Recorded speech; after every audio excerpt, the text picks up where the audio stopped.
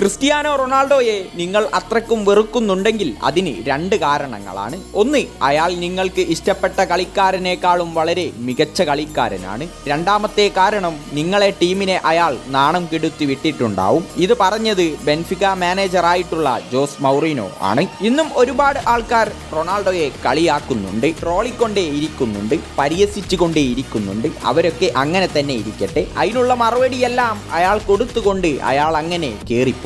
അതാണ് അയാളുടെ മെന്റാലിറ്റി. നിങ്ങൾ ക്രിസ്ത്യാനോയെ ഇഷ്ടപ്പെടുന്നവരാണെങ്കിൽ 1 ലൈക്ക് ആൻഡ് 1 സബ്സ്ക്രൈബ്.